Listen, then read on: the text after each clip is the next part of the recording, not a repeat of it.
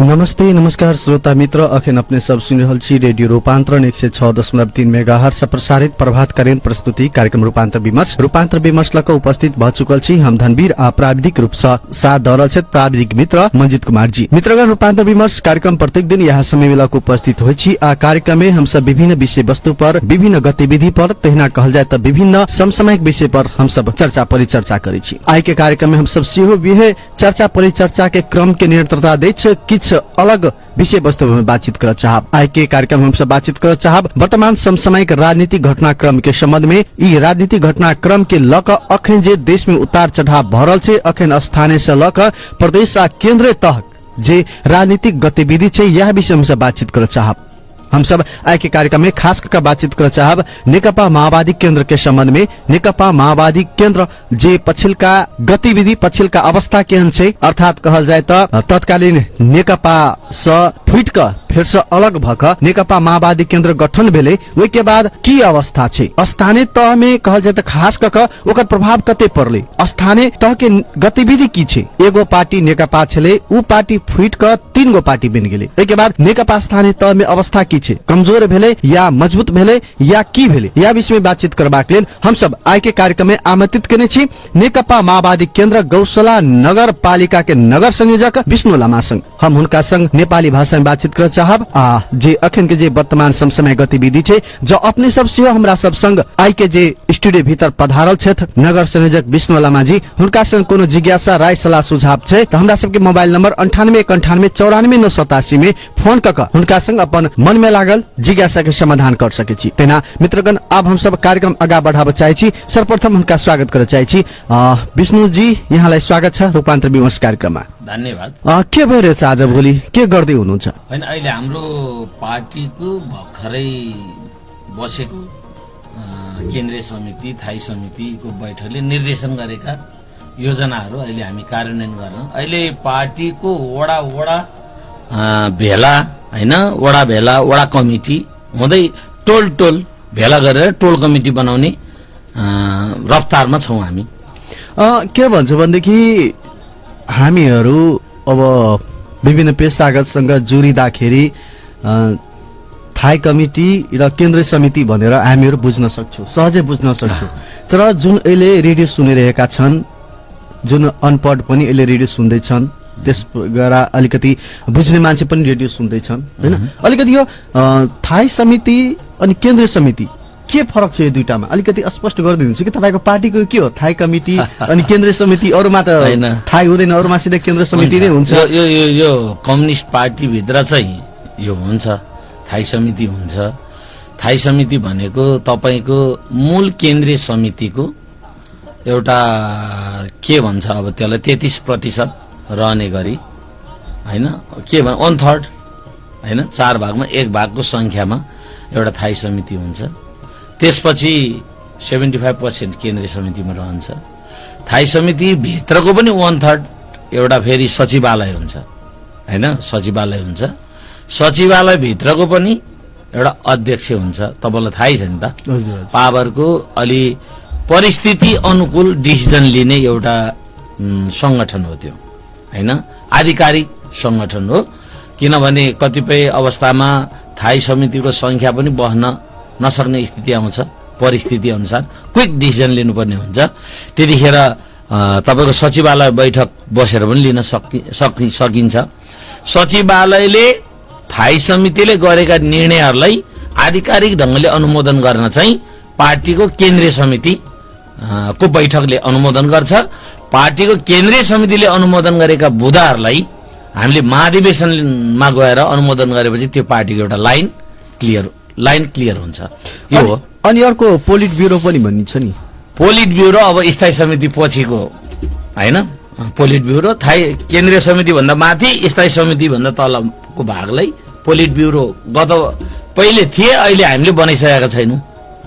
अहिले चाहिँ हरेक पार्टीले जनता समक्ष गइरहेका छन् जनता समक्ष गएर वार्ड अधिवेशन सम्मको कार्यक्रम अहिले गर्दैछ। एकदम नेकपा माओवादी केन्द्र गौशाला नगर समितिले गरिसक्यो कि बाँकी छ कि के छ यसको अवस्था वर्तमान? गौशाला नगरपालिकामा भदौ लगभग साउनको 28 गते जिल्लाको पार्टीको बैठक बस्यो। जिल्ला पार्टीको बैठकपछि तुरन्तै जिल्लाले गरेको निर्णय अनुसार यो नगरको 12वटा वडा मध्ये है 12वटा वडा मध्ये 9वटा वडामा हामीले वडा कमिटी गठन गरिसकेका छौं।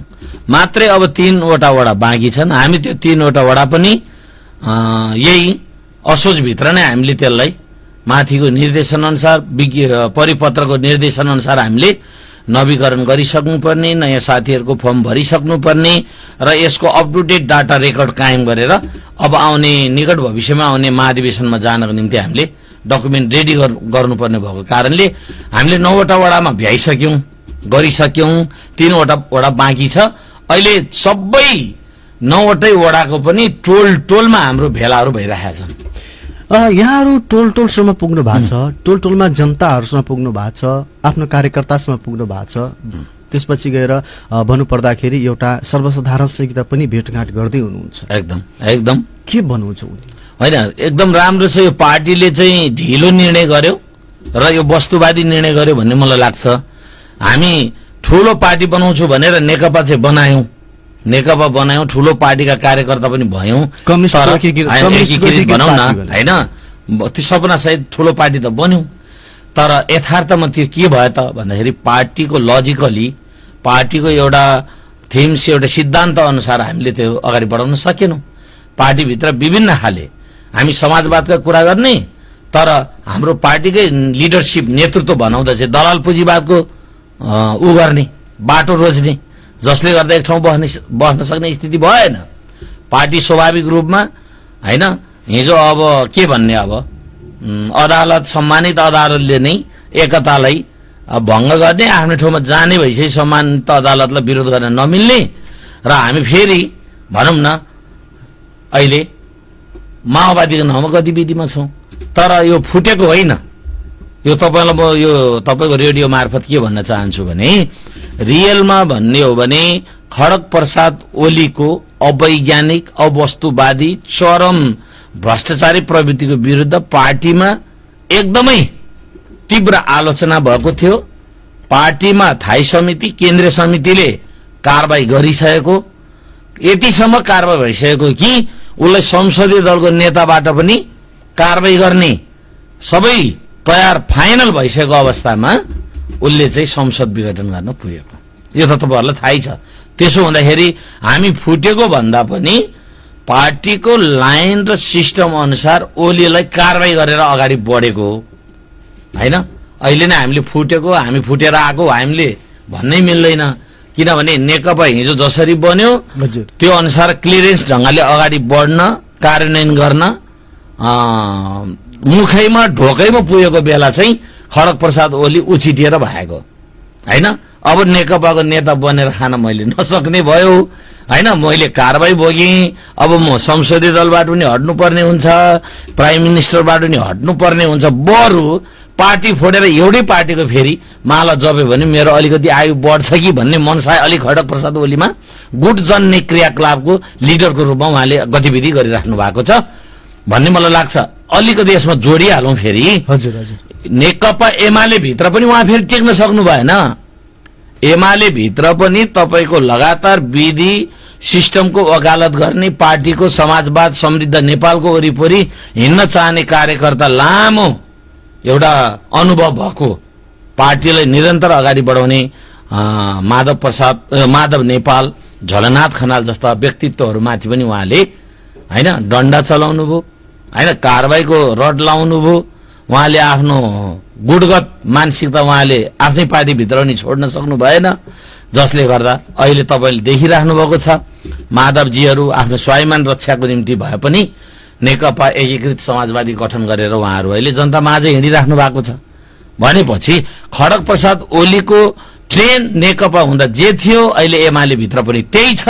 निरन्तर जति उहाँले खोगिराख्नु भएको छ, जति उहाँले मिडिया मार्फत बोलिराख्नु भएको छ, त्यो कागजको बाघको जस्तो वक्तव्यबाजी उहाँले गरिराख्नु भएको छ। यथार्थ उहाँ सिंह होइन, कागजको सिंहको रूपमा परिणत हुँदैछ भन्ने कुरा प्रष्ट छ।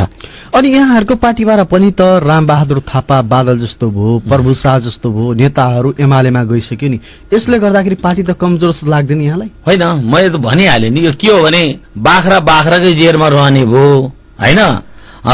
भनौँ न, आफ्नो वर्ग आफ्नो पहिचान झल्किने ठाउँमै त रमाउने रहेछ नि त। होइन, क्रान्तिकारी पार्टी, हजुर, क्रान्तिकारी पार्टीभित्र सबै लिडरहरू क्रान्तिकारी हुन्छ भन्ने कुराको जो हाम्रो विश्लेषण बुझाइ आम जनता कार्यकर्तामा थियो, त्यसले यो घटनाले तपाईँले जो उठाएको मुद्दाले प्रश्न पारेको छ कि क्रान्तिकारी पार्टीभित्र अवसरवादीहरू पनि हुँदो रहेछ है, क्रान्तिकारी पार्टीभित्र नैतिक पतन हुने लिडरहरू पनि हुँदो रहेछ है भन्ने कुरा अहिलेको घटनाले प्रश्न पारेको छ। जो तपाईँले उठाइहाल्नुभयो कि हिजो जनयुद्ध लड्दाखेरि लामो एउटा परिवारहरू शहीद बन्न लामबद्ध हुने नेताहरू होइन, आज अवसर प्राप्तको निम्ति, व्यक्तिगत अवसरको निम्ति होइन, हिजो 17,000 शहीदहरू बलिदान गर्ने पार्टीलाई लत्याएर आफ्ना परिवार सुख शान्तिको निम्ति के को समृद्ध नेपाल, के को समृद्ध समाजवादको कुरा, आफ्नो परिवारको स्वार्थको निम्ति,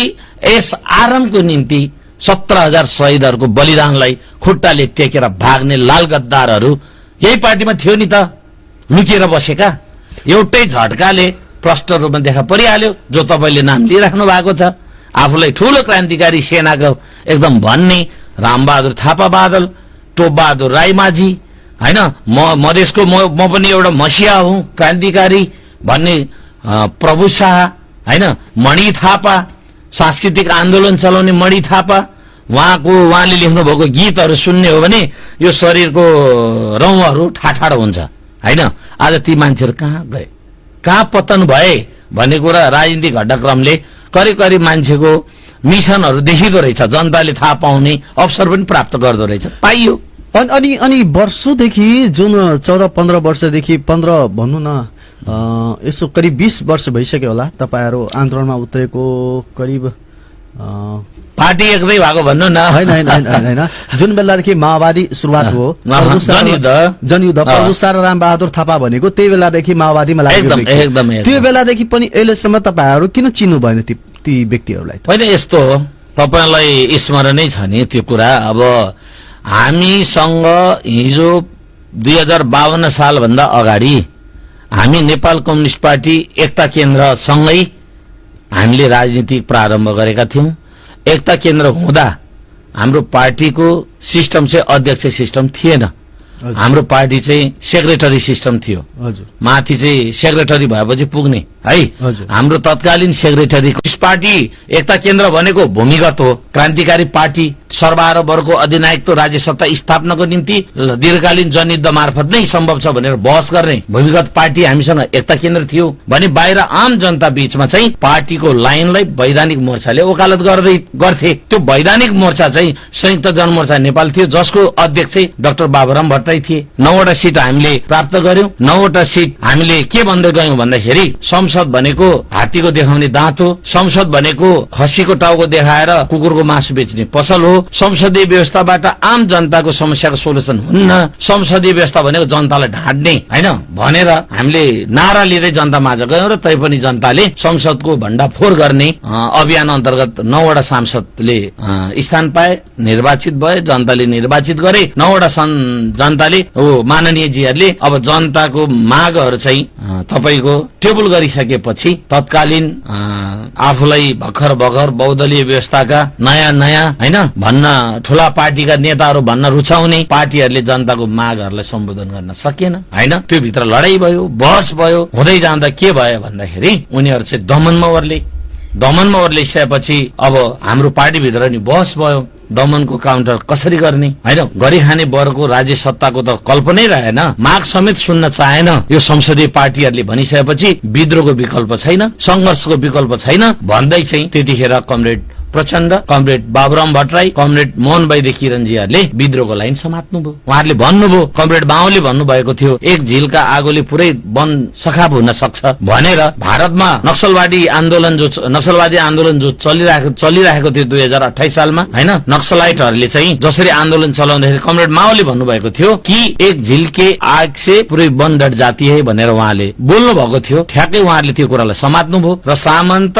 र हतियारको सत्तालाई हतियारले नै ध्वस्त नगरी हाम्रो नयाँ सत्ता आउँदैन भनेर उहाँले अब जनयुद्धको विकल्प छैन, दीर्घकालीन जनयुद्धमा जाने जनवादी क्रान्तिबाटै नेपालमा जनवादी क्रान्ति मार्फतै अब राज्य सत्ता स्थापना गर्नुपर्छ भनेर उहाँहरू चाहिँ हिँड्नुभयो। पार्टी हाम्रो त्यहाँ टुक्रियो, हेर्नुहोस् है, त्यहाँ पार्टी टुक्रिएर उहाँहरू दीर्घकालीन जनयुद्धमा हिँड्नुभयो। हामी एकता केन्द्रमा रह्यौं, उहाँहरू माओवादी नेपाल कम्युनिस्ट पार्टी माओवादी बनाएर जनता माझ लाग्नुभयो हैन। अब हामी चाहिँ अन्य कुरोतिर नलागेर यहाँ चाहिँ एउटा नगर संयोजक भने यसलाई अलिकति जोडौं, अलिकति जोडिहालौं, किनभने कुरा सुरु त भइ त सक्यो। हजुर हजुर। त्यसो गरी चाहिँ उहाँहरूले आन्दोलन गर्नुभयो, विद्रोह गर्नुभयो, छापामार युद्ध लड्नुभयो, हतियार लिएरै लड्नुभयो नि त, थाहै छ। उहाँहरूले उठाएका मुद्दाहरू, धेरै मुद्दाहरू हामीले सडकमा हामी बाहिर लड्थ्यौं। उहाँहरू चाहिँ तत्कालीन शाही सेनाहरूलाई ध्वस्त गर्न हतियार सहित लड्नुहुन्थ्यो। उहाँहरूको मुद्दा र हाम्रो मुद्दा एउटै थियो।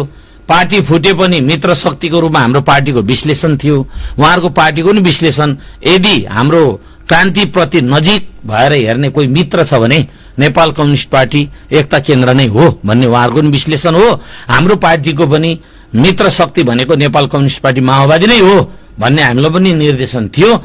त्यसकारण राति पुलिस छापामार फौजीसँग उहाँहरू लडिराख्नुहुन्थ्यो भने उहाँहरूले लडेका धेरै मुद्दाहरू हामीले सडकमा ल्याएर जनतालाई सुसज्जित गर्ने, प्रशिक्षित गर्ने काम गर्थ्यौं। हामीलाई तत्कालीन व्यवस्थामा हामीलाई पनि माओवादी नै हो भनेर पटक पटक हाम्रो घर खानतलासी गर्ने हैन, हामीलाई वारेन्ट गर्ने जस्ता घटनाहरू गर्दै थिए। मुद्दा एउटै भएको कारणले फेरि हाम्रो माओवादी जनयुद्धमा हिँडेका माओवादी कमरेडहरू र हाम्रो मिसन चाहिँ एउटै भयो, पार्टीको लक्ष्य एउटै भएको कारणले फेरि हामी बीच फुटपछिको एकता पनि भयो, जुट पनि भयो नि।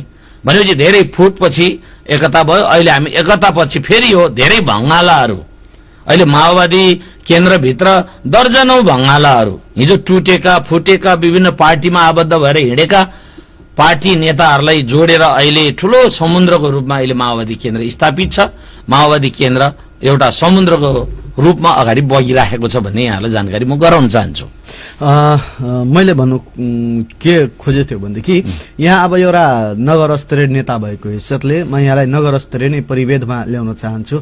यो केन्द्र स्तरको यो ब्याकग्राउन्ड जनाउनु भयो, त्यसको लागि धेरै धेरै धन्यवाद। जो आफ्नो व्यक्तिगत आफ्नो यो के भन्नु भन्दाखेरि एउटा जिज्ञासा थियो जनमानसमा, त्यो जनमानसमा यहाँको अभिव्यक्तिले केही भए पनि ठिक छ कि सबैको मनसाय पूरा होला भनेर हामी एउटा अपेक्षा गर्न चाहन्छौँ। अनि अर्को कुरो यहाँले भन्नुभयो अहिले भर्खर मात्रै हामी जनताको चाहना भावना अनुसार हामी युद्धमा लडेथ्यौँ।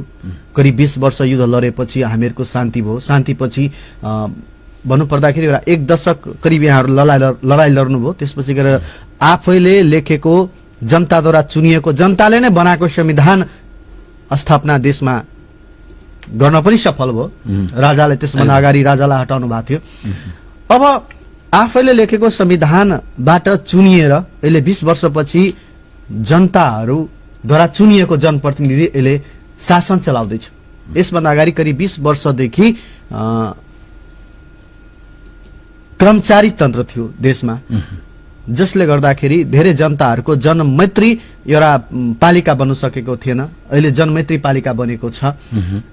अब यहाँहरूले जुन लडाई गर्नु भएको बेलामा जुन जनताको सपना देख्नु भएको थियो, त्यो सपना पहिले के पूरा भएको छ त यहाँहरूले? यस्तो हो, हामीले सपना देखेरै हो हामीले नेपाली क्रान्तिलाई अगाडि बढाएको। नेपाली क्रान्तिबाटै एउटा सर्वहाराबरको सत्ता आउँछ भन्ने हामीले सपना देखेरै क्रान्ति गरेको है। त्यसकारण हामीले केही पाएका छैनौं भन्न मिल्दैन, हामीले प्राप्त गरेका छौं। हामीले देखेको कुराहरू केही सपना प्राप्त भएको छ, तर जति सपना देखेको त्यो पूर्ण छैन, अझै अपूर्ण पनि छ। तर केही पाएको छैन भन्न मिल्दैन, केही प्राप्त भएका छन्।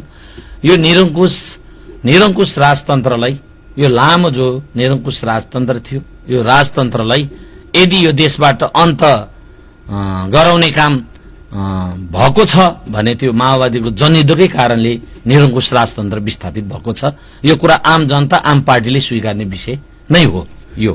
त्यसकारण यो राजतन्त्रको अन्त्य र गणतन्त्रको स्थापना यो माओवादीको कारणले भयो भन्ने कुरा म गर्वसाथले भन्न सक्छु। एक अर्को नेपालमा संघीयताको अवधारणा अब खड्ग प्रसाद ओलीको दिमागमा त अहिले पनि संघीयता छैन। भएको संघीयता च्यातौं भनेरै उहाँ लालायित भएर पार्टीभित्र अन्तर्विरोध भएरै उहाँले फोड्नु भएको भने एउटा संघीयताको वृक्षारोपण गर्ने पनि माओवादीकै एउटा ठूलो योगदान छ। पछाडि परेको मधेसलाई मधेसी अधिकारको निम्ति उठ्नुको विकल्प छैन भनेर मधेसलाई उठाउने काम पनि यदि गरेको छ भने माओवादीको जनयुद्धकै देन छ भन्ने कुरा बिर्सनु हुँदैन भन्ने मलाई लाग्छ। तेस्रो कुरा तपाई समावेशीको कुरा अहिले जो हामी दुःख गर्दा गर्दै घाँस काट्दै नेपाली क्रान्तिलाई सहयोग गर्दै जाँदा हैन पछाडि परेको वर्गको नेतृत्व गर्दै दुःख गर्नेहरूको प्रतिनिधिको पनि हामीले माथि समावेशी ढंगले राख्नुपर्छ भनेर समानुपातिकको व्यवस्था अवधारणा ल्यायौं। तपाईलाई थाहै छ कि यहाँ नेपालमा पहिलो चोटी है संघीयता घोषणा भएर पहिलो चोटी चुनाव हुँदाखेरि तपाईले थाहा पाउनै भएको छ। यहाँ काम गरिरहेका तत्कालीन नेपाल कम्युनिस्ट पार्टी माओवादीको तर्फबाट जनताको पक्षमा काम गर्ने एकजना एउटा सामान्य परिवारको सदस्य हैन बुदुनी देवी महतो भन्ने नाम सुन्नै भएको छ। उहाँलाई माननीयको रूपमा एउटा यो पछाडि परेको वर्ग अल्पसंख्यक जातिको वर्गको नाउँमा पार्टीले माननीय बनाएको त तपाईलाई जगजाहेरै छ नि त। भनेपछि यो समावेशी समानुपातिकको अवधारणा पनि माओवादीको योगदान हो। तेस्रो कुरा चौथो कुरा धर्मनिरपेक्षताको कुरा। तपाई एक नेपाल बहुजाति बहुधार्मिक बहुसांस्कृतिक हैन देश हो। यहाँ सबै धर्म छन्, धेरै धर्म मान्नेहरू छन्, धेरै भाषा बोल्नेहरू छन् हैन। यस्तो बहुआयामिक देश हुँदा हुँदै पनि एक छत्र रूपमा एउटा हिन्दूवादी ढंगले एउटा फूल सयौं फूलहरू फुल्ने देशमा एक छत्र तोरीबारी जस्तो क्या तोरीबारी त देख्नु भएको छ नि त ट्याक्कै एकै रङको पहेँलो फूल जस्तो हैन तोरीबारी जस्तो मेचीदेखि महाकाली उत्तरदेखि दक्षिणसम्म एउटा हिन्दूवादी एक तन्त्रीय ढंगले संस्कार र संस्कृतिलाई अवलम्बन गर्ने हिन्दू भन्दा बाहिर सोच्न नसक्ने खालका एउटा संस्कार थिए, जालो थियो, निरङ्कुश राजतन्त्रबाट सञ्चालित एउटा हतियार थियो। त्यो हतियारलाई हामीले तोडेर सबै जात जाति सबै भाषा भाषीको धर्म संस्कार र संस्कृतिलाई राज्यले सम्मान ढंगले सम्बोधन गर्नुपर्छ भनेर हामीले धर्मनिरपेक्षताको अवधारणा हामीले ल्यायौं। त्यो पनि माओवादीको योगदान हो, देन हो। त्यसकारण केही पाएको छैन हामीले भन्न मिल्दैन। हामीले ऐतिहासिक रूपमा पाएका छौं। पाएका अधिकारहरूलाई हामीले कानूनी रूपमा लिपिबद्ध गर्न बाँकी छ। आज प्राप्त भएका चीजहरूबाट हामी अगाडि बढ्न खोज्दाखेरि अगाडि जान दिन नचाहने, परिवर्तन हेर्न नचाहने अहिले पनि केही व्यक्तिहरू केही संघ संस्थाहरू छन् जसको कारणले कहिले संघीयताको विरुद्धको नारा, कहिले नयाँ सपना राम्रो राष्ट्रको निम्ति योगदान गर्ने नेताको चरित्र हत्या गर्ने हैन विभिन्न खालका अवधारणाहरू विपक्षी अथवा गलत मनसाय लिने तत्त्वहरूले अहिले पनि बेला बेलामा ओकल्ने काम गरिरहेको छ हैन। तपाईले सुनिराख्नु भएको छ नि त एमसीसी को कुरा सुन्नु भएको छ। एमसीसी यदि माओवादीका अध्यक्ष कमरेड प्रचण्डले नो एमसीसी भनेर अडान नलिएको भए अस्ति पास हुने खतरा थियो। देखिराख्नु भएको छ। भनेपछि राष्ट्रघाती सन्धि अहिले पनि गर्नको निम्ति केही शक्तिहरू लागिपरेका छन्। पश्चिमा राष्ट्रहरू अमेरिकन साम्राज्यवाद र भारतीय विस्तारवादको बुई चढेर अहिले पनि भारतीय विदेश मन्त्रीको प्रतिनिधि तपाईको काठमाडौँमा बसिरहेको छ। एमसीसी पास गराउन निरन्तर रात दिन मेहनत गरिरहेछ। प्रधानमन्त्री शेरबहादुर देउबा र खड्ग प्रसाद ओली बीचको आन्तरिक संवाद गराउन अहिले मध्यस्थकर्ताको रूपमा भूमिका खेल्दैछ। तर माओवादी केन्द्र नो एमसीसी कै पक्षमा छ। राष्ट्रघाती सन्धि स्वीकार्दैन, राष्ट्रघाती सन्धि सम्झौता गर्न दिँदैन। त्यही कारणले अडान लिएकै कारणले सरकारको विस्तार अलि ढिलो हुने कारण पनि यो अडानको कारणले हो। यहाँहरूलाई म जानकारी गराउन चाहन्छु। मलाई लाग्छ आज साँझसम्म आज रातभरि सायद मन्त्री परिषदले एउटा रूप लिएला कि भन्ने एउटा आशा पलाएको छ। हेर्दै जाउँ फेरि 24 घण्टा केही परिणाम त आउला नि त। हजुर अब हामी चाहिँ फेरि फर्केर त्यतिर आउन चाहन्छौँ, फेरि पालिकातिर नै आउन चाहन्छौँ। यहाँहरूले करिब 4 वर्षपछि जनता समक्ष जानुभयो, एउटा औपचारिक रूपमा जानुभयो जनताको सुखदुख बुझ्नको लागि होइन। यहाँ गोसला नगरपालिकामा माओवादीकै सरकार छ, माओवादी नेतृत्व जनताहरूले जिताएर अहिले चाहिँ माओवादी सरकारले नेतृत्व गर्दैछ। चुनावभन्दा अगाडि जुन यहाँहरूले जनता समक्ष गएर जुन मत माग्नु भएको थियो त्यस बेलाको जनताको मन अनि अहिले जुन यो 4 वर्षपछि फेरि अधिवेशन गर्नको लागि जुन हजुरले जनता समक्ष जानुभयो, के फरक पाउनुभयो, के प्रतिक्रिया दिनुहुन्छ? होइन, एकदम राम्रो बेलामा पार्टीले यो निर्णय गर्यो भन्ने लाग्छ होइन। हामी त कस्तो भयौँ भने नि, अघि नै हल्का त मैले अघि नै पनि भने, ठुलो पार्टीको कार्यकर्ता त भयो तर कारागारमा बसियो जस्तो क्या। कारागारमा बस्नेहरूले दायाँ बायाँ उत्तर दक्षिण पूर्व पश्चिम केही पनि देखिँदैन, माथि आकाश भन्दा केही देख्दैन। होइन, मैले सोध्नु मैले जोड दिन मात्र लागेको हो। हजुर, जस्तै 4 वर्षसम्म हामी नेपाल कम्युनिस्ट पार्टी नेकपाको नाउँमा पार्टी एकता गरिसकेपछि हामी के भयौं भन्दाखेरि अकर्मण्य भयो, पुलहरू भाँचियो, सम्बन्धहरू टुट्यो, पार्टी कहाँ रह्यो? काठमाडौँमा मात्रै पार्टी सीमित भयो। हामी त नेपाल कम्युनिस्ट पार्टी नेकपाको केन्द्रीय निर्णय जे हुन्छ त्यतैतिर दौडिने मात्रै भयौं। 4 वर्ष हामीले केन्द्रको सर्कुलर विहीन भएर हामीले जनतामाझ जोडिने काम गर्दै पार्टीको लाइन स्पिरिट अनुसार काम गर्ने पाएनौं। 4 वर्ष जनतासँग पार्टीको सम्पर्क विच्छेद हुनु सामान्य कुरा होइन, इतिहासमा पहिलोचोटि भन्ने लाग्छ मलाई चाहिँ यो। तत्कालीन पञ्चायती व्यवस्थामा यति मिडियाको विकास थिएन, पत्र लेखेर भए पनि सूचना हुन्थ्यो, सूचना सम्प्रेषण योजना जान्थ्यो। तर अहिले गणतान्त्रिक संविधान जारी गर्दा पनि अवस्था त्यो भोग्नु भनेको मलाई लाग्छ इतिहासमा यो रेकर्डेड भएको छ। अर्को कुरा, ढिलै भए पनि हामी माओवादी केन्द्रको नाममा अहिले जो वडा प्रवेश गर्यौं, हामीलाई वडा प्रवेश गरिरहँदा हाम्रा कमी कमजोरीहरू तपाईले भनेकै कुरा, आज हामीले 4 वर्ष गौशाला नगरपालिकाको धन सम्पत्ति हैन बजेटहरूको रक्षा गर्ने, जनताको सम्पत्ति जनताको नासोलाई संरक्षण गर्ने, जनता माझ लगानी गर्ने, पारदर्शी गर्ने, जननीति लिने जो जिम्मेवारी सहित हामी सरकारमा आयौं हैन।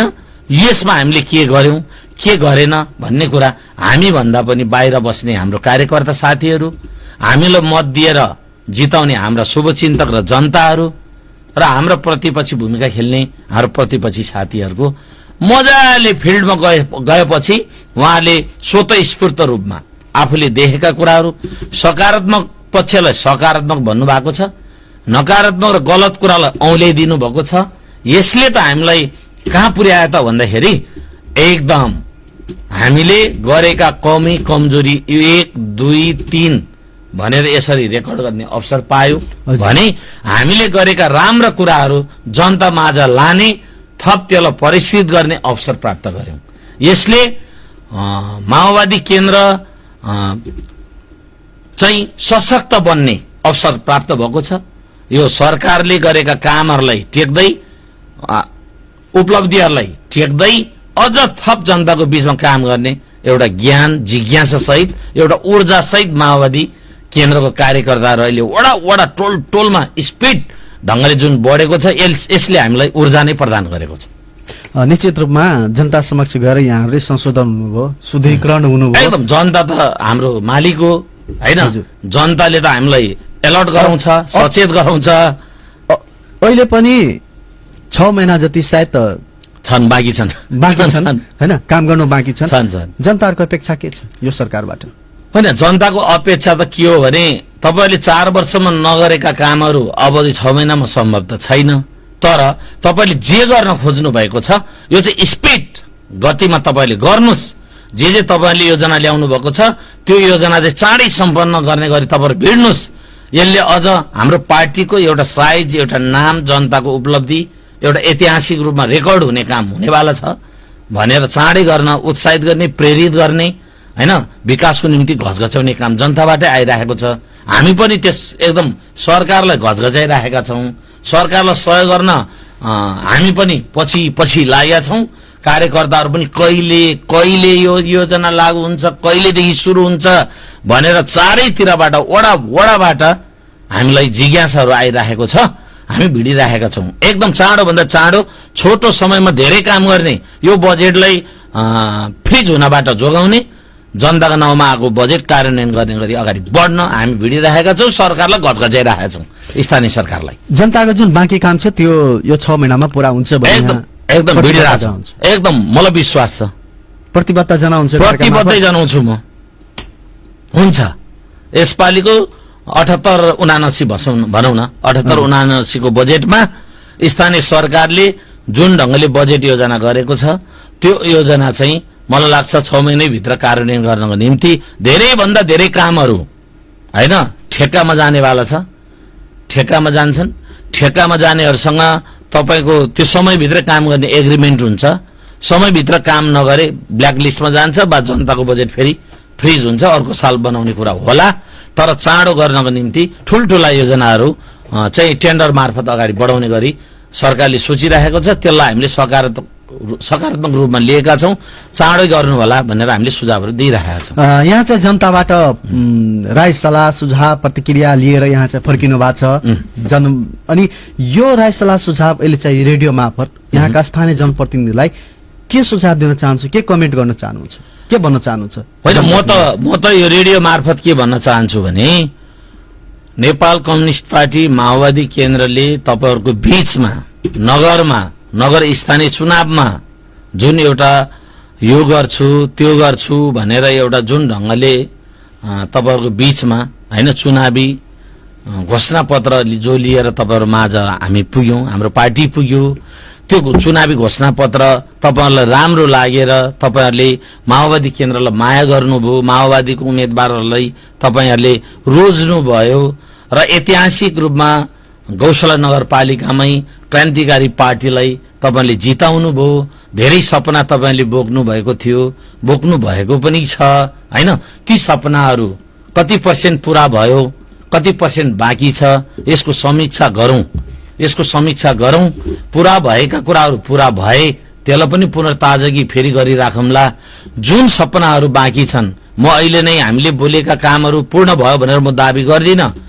केही पर्सेन्टहरू कामहरू बाँकी छन्, त्यो हामीले जनतामाझ बोलेका प्रतिबद्धता अब जाहेर गरेका एजेन्डाहरू विषयहरूमा माओवादी केन्द्रका पात्रहरू प्रतिनिधिहरू हैन केही काम अधुरा अपुरा छन् भने पनि त्यसलाई पूरा गर्न माओवादी प्रतिबद्ध हुन्छ। अहिले पनि एकदम दौडमा छन् हैन, स्पिडमै छन्। अहिले नभए आगामी उसमा पनि हामी त्यो प्रतिबद्धताको गरेका कुराहरूलाई प्राथमिकतामा राखेर पूर्णता गराउनेतिर हामी लाग्छौं। हाम्रो मिशन हुनेछ त्यो हैन। त्यसकारण म त हामी जे भन्छौं त्यो गर्छौं। ढुक्क हुनु होला, गर्दै जाँदा गर्नेबाटै कमी कमजोरी हुन्छ। यसलाई तपाईहरुले हामीबाट भएको कमी कमजोरीलाई तपाईहरुले पनि सच्याइदिनु हुनेछ, सुझाव दिनुहुनेछ र आउने दिनहरुमा हामीले सचेतपूर्ण ढंगले तपाईहरु माझ आउने गरी बाटो तपाईहरुले दिनुहुनेछ भन्ने हामी आशा लिन्छौं। र पुनः माओवादी केन्द्रको एउटा इतिहासकै वरिपरि गोलबन्द हुन फेरि पनि म अपिल गर्न चाहन्छु। हामी चाहिँ कार्यक्रमको अन्त्यतिर आइसकेका छौं। अन्त्यमा रेडियो सुन्ने श्रोताहरूलाई के भन्न चाहनुहुन्छ एउटा नगर संयोजक, नेकपा माओवादी केन्द्रको नगर संयोजक भएको हैसियतले? हैन, मैले भन्ने कुरा त आम जनतालाई भन्ने कुरा यी नै हुन् हैन। मैले धेरै कुरा थप्नु परेन। म त फेरि अब धनवीरजी तपाई हुनुहुन्छ, तपाईले जे भने पनि यतिखेर हैन यो 6 महिना जति बाँकी छ। फेरि हामी अहिले जनतामाझ काम गरिरहेका छौं। पार्टीको संगठनको कामहरू विस्तारमा भिडिरहेका छौं। सरकारको अन्तिम बजेटको योजना पनि हो हैन। यो चटारोमा जेसुकै भए पनि तपाईले पार्टीको आधिकारिक धारणा हैन र सरकारले गरेका गतिविधिहरू र यसमा पार्टीको सोचहरू आम जनतामाझ पुगोस् भन्ने मनसायले जुन तपाईले कार्यक्रममा बोलाएर यसो 2-4 वटा कुरा राख्ने जो अवसर प्रदान गर्नुभयो, त्यसमा म रेडियो रूपान्तरण परिवारलाई हार्दिक धन्यवाद दिन चाहन्छु। र निकट भविष्यमै तपाई हाम्रो दैलोमा आउन लागिरहेको हैन बडा दशैं तिहार छठको अग्रिम म हार्दिक शुभकामना व्यक्त गर्न चाहन्छु। हस्त यहाँलाई धेरै धेरै धन्यवाद। आफ्नो अमूल्य समय रेडियो रूपान्तरणको स्टुडियोभित्र आएर उपलब्ध गराइदिनु भयो, त्यसको लागि ल धन्यवाद। धन्यवाद फिर से देव चाहे छी नेकपा माओवादी केन्द्र के कौशलानगर इंचार्ज विष्णु लामा हमरा सबके स्टूडियो भीतर आबिक जे अपन अमूल्य विचार रखलखिन, अपन अमूल्य समय देलखिन ते के लेल खास कर कहल जाए त अखन ओ स्थानीय वाडा तह धेर जाक अपन कार्यकर्ता संग भेंट कक टोल टोल में जाक एगो कार्यकर्ता में भेंट कक आयल छथि। उ एगो जे प्रत्येक चीज के पार्टी के केंद्र स्तर के निर्णय हुए या स्थानीय पालिका के सरकार के निर्णय हुए, सब निर्णय नीति निर्देशन आ तहिना कहल जाए त काम कर्तव्य कार्य संपादन के एगो मूल्यांकन कयल छै। हुनका लंग अखन जे बहुत प्रकार के टिप्स सब छै, उ टिप्स हम सब खास कर ई कहबै, हुनका आग्रह करऽ चाहबै जे अपने जे टोल टोल में जाकर जे टिप्स लऽ कऽ औने छी विष्णु जी, उ टिप्स अपने जाकर या के सरकार के दियो, उ सरकार संग अपने सहकार्य करो, सरकार संग छलफल कऽ के विमर्श कऽ के उ चीज जनता के जे आवश्यक छै उ आवश्यक वाला चीज सब पूर्ति करबियो। अखन तो 6 महीना बाकी छै, 6 महीना में अपने चाहबै त बहुते किछ पूरा हो सकिया, जेके लेल अपने के पार्टी के सरकार छै, अपन ओ पार्टी आ दुनू गोटे मिलकर ई काम करी के हम आग्रह कर चाहब ई रेडियो रूपांतरण के ओर से। अतएना हम सब कार्यक्रम के अंत दिशा आबि चुकल छी। अंत में रेडियो रूपांतरण सुनिहार संपूर्ण मित्र के धन्यवाद देब, तेना प्राविधिक मित्र मंजित कुमार जी के धन्यवाद देब। कार्यक्रम रूपांतर विमर्श हम धनवीर महतो जेबाक आज्ञा चाहे छी। सुनित रहू रेडियो रूपांतरण 106.3 मेगाहर्ज। नमस्कार, सुप्रभात।